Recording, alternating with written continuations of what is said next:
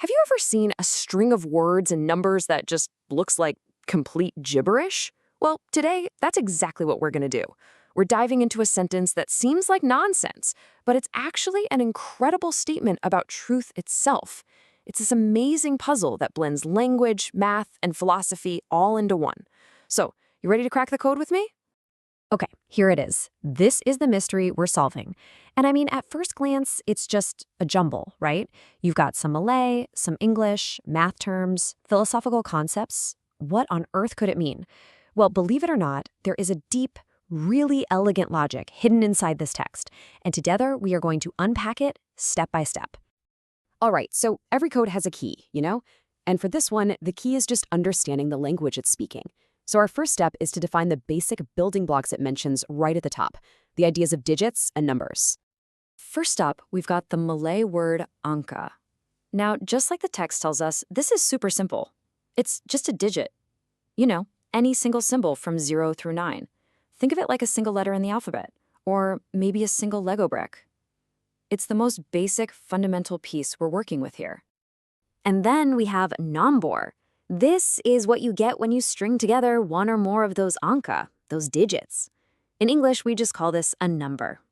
So if angka is the Lego brick, nombor is the cool thing you build with them. It's a sequence of all those fundamental units. And you can see the difference really clearly right here. Angka is that single symbol, like 7. Nombor is the whole sequence, like 734. One is the fundamental piece. The other is the structure you build from those pieces. Our source is making a really clear distinction between these two. And trust me, this difference is the key to unlocking everything else. All right, so we've got our building blocks defined. Now let's get to the fun part and see how they're actually used in the mathematical heart of this code. This is where we stop just defining words and start actually doing something. So the source gives us a very direct command. It says to take any number, doesn't matter how long or complex it is, and boil it all the way down to its single-digit essence. Now, this process actually has a formal name in mathematics. It's called finding the digital root. It's basically a way of simplifying a number by just repeatedly adding its digits together until you can't go any further, until you're left with just one. It's kind of like finding a number's fundamental frequency, so to speak. Let's just walk through it with our example, 734, to make it super clear. First, you add the digits. 7 plus 3 plus 4 gives you 14. Okay, 14 isn't a single digit, so we got to do it again. We take the 14 and add its digits. 1 plus 4 equals 5. And boom, there we are, a single digit. So the digital root of 734 is 5. See? Any number in the world can be boiled down to one of just 9 possible digits. Now, this is where things get really fascinating. It's how the source text talks about this whole process. It doesn't just call it a calculation. It gives it this very specific, very meaningful name, Operation Munasaba, which you can translate as the rightful operation. That one phrase tells us this isn't just about math anymore. It's got a purpose, maybe even a moral one. And that name right there, that's our cue. We are about to take the biggest leap in decoding this thing. We're moving from the world of simple arithmetic into the world of philosophy. This is where the code really starts to show us its true purpose. So let's start with that idea. Finding the digital root isn't just some random thing you do. It is the rightful operation. The source is telling us this is the correct, the proper thing to do with a number. It's suggesting there's an appropriate, almost a moral way to treat a number to find its true meaning. So what does this rightful operation actually do? Well, according to the text, it reveals the number's cohesive harmony. The idea is that by stripping away all the complexity, you find this state of simple underlying harmony. It's like finding the one single fundamental note that a really complex musical chord has been playing the whole time. And the logic just keeps building. The state of harmony, it's not just a neat math property. The source connects it directly with all perfect truth.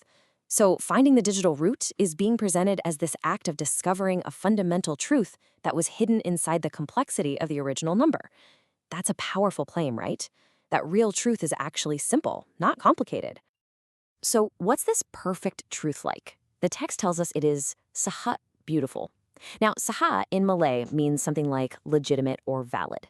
So this isn't just any old kind of beauty. We're talking about an authentic, valid beauty. It's connecting mathematical truth to an aesthetic quality. The fundamental essence of a number is not only true, but it's beautiful. And all of this, it all leads to the final and most profound concept in the entire text, tawhid. In Islamic theology, tawhid is the central concept. It's the belief in the absolute, indivisible oneness of God. It is the ultimate single truth that everything else flows from. It's the ultimate reduction of all complexity down to a single, unified source. So, we've decoded every piece of the puzzle. We defined the terms, we understood the math, and we followed the philosophical logic. Now, let's put it all together and look at the final, complete equation of meaning. So, here it is. This is the incredible chain of logic. It starts with a simple distinction. Digits form numbers. Then, by performing the rightful operation of finding a number's digital root, you strip away complexity to reveal cohesive harmony. This harmony is then equated with perfect truth, which has an essential beauty. And finally, this entire journey from a complex number down to its single, true, beautiful essence is presented as a metaphor for tawhid, the ultimate divine oneness. It's incredible.